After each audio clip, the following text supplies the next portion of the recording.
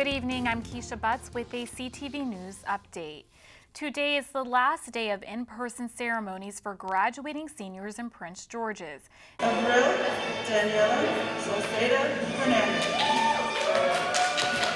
The county's first and only online blended public charter school got their degrees today.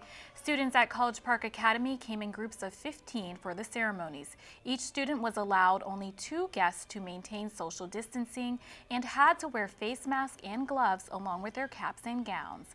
Virtual commencement ceremonies for all county high schools were in May.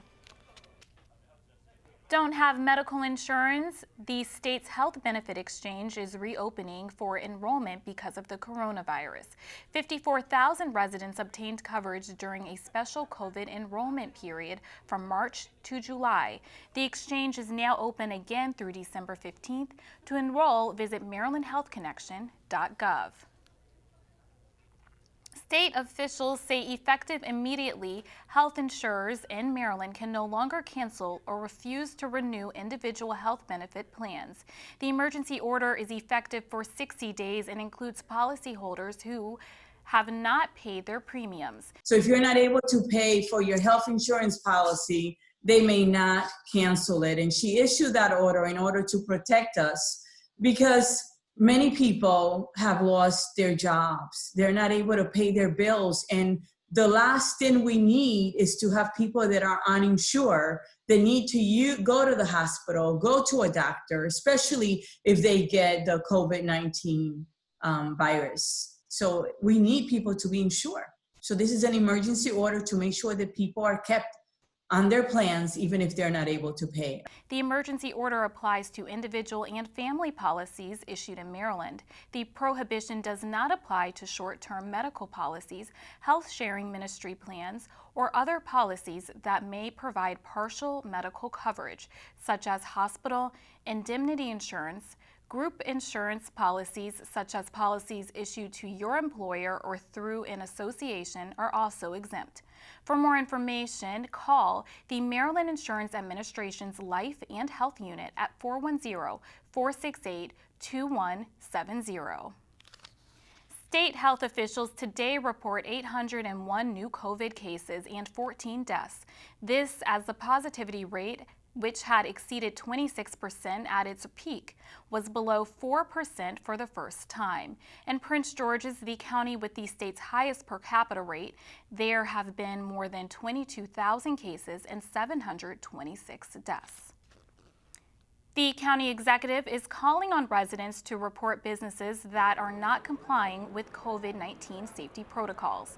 Residents can contact the county's 311 number to report a violation or email covidcompliance@co.pg.md.us. Remember, all Marylanders must wear face masks in public buildings like restaurants, stores, and places of worship.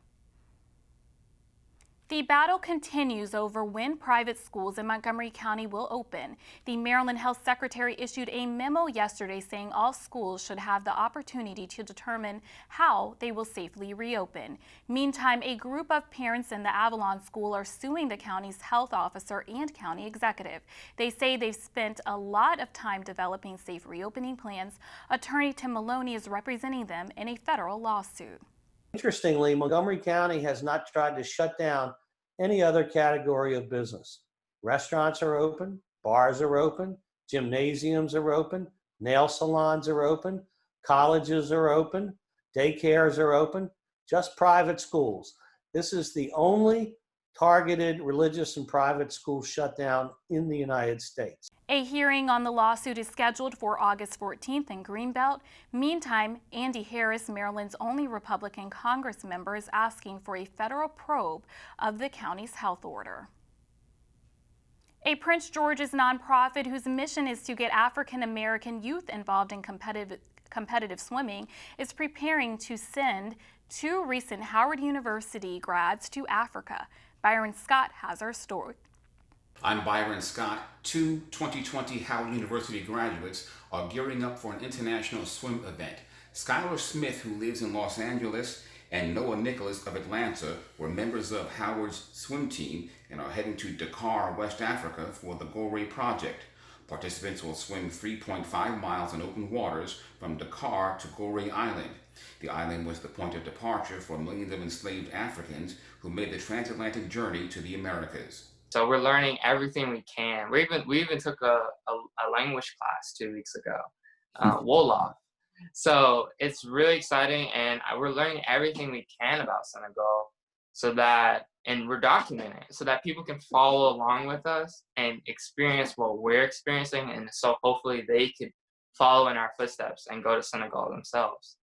So I'm really excited. I'm really excited to learn about the cultural aspects of Africa I've never been. So this will be definitely one for the books. And I've never swum open water, so it's a lot of firsts for me. And so I think it's really going to be an adjustment. I've been training in the lake, and I've been doing long distance swims in the lake, but that's not the same as training in open ocean. And it's completely different, like the currents, the waves, the marine life, like it's nerve-wracking, but I'm getting used to it day by day. Yeah, it's gonna be really, really, really fun. The swim is slated for September 27th. To find out how you can help with fundraising efforts, go to blackkidswim/GoRayProject.com. I'm Byron Scott.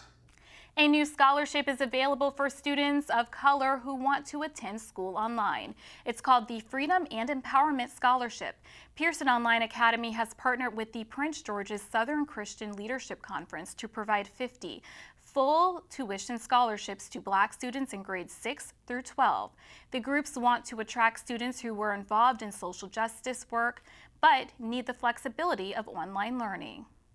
So the scholarship is really focused towards students in grades 6 through 12, and really looking for self-motivated students, as well as students who do have a desire to study kind of Black issues and study Black history as well as part of their scholarship.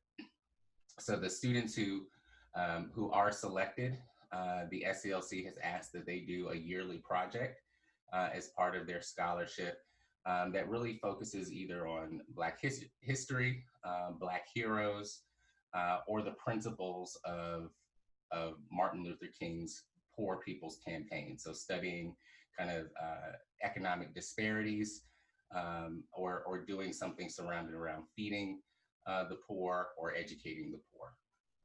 For more information on the scholarship, visit freedomandempowermentscholars.org. Is your company struggling to stay afloat right now? You could receive a grant of up to $10,000. The Greater Washington Community Foundation recently launched the Legacy Fund to help county small businesses hit hard by the pandemic. It was seeded a $1 million gift by Sam Brin, who is the brother of a Google co-founder and a former Prince George's County resident.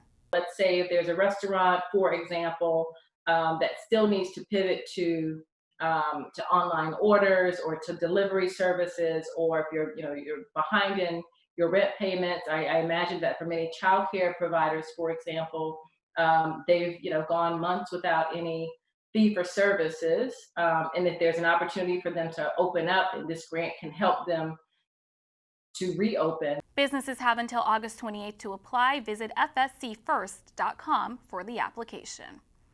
More colleges are opting for all virtual courses for the upcoming school year. Prince George's Community College has just announced it will go all virtual for the fall semester due to the pandemic. There will be hybrid options for students taking lab-based classes. Meantime, Johns Hopkins University has also announced it will hold the fall semester online. This is a reversal, of course, for the school, which had previously announced it would hold some in-person classes.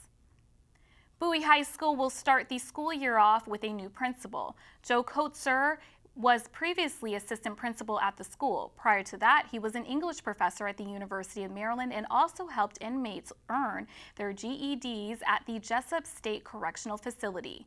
Meantime, the Prince George's school system says students won't be penalized next year if technical issues occur while learning virtually. During a recent special board meeting, Dr. Monica Goldson said students must reach out to let the system know if there is a problem. They will also be directed to a parent support center or technologically distribution site for assistance. Have you been counted? Have you filled out the 2020 census? The county is hosting a census event tomorrow in Hyattsville. You'll have an opportunity to fill out forms on the spot. Free meals and school supplies will also be offered. The event takes place at the Ebenezer Church of God, located at 7550 Buchanan Street. It runs from 11 a.m. to 1 p.m.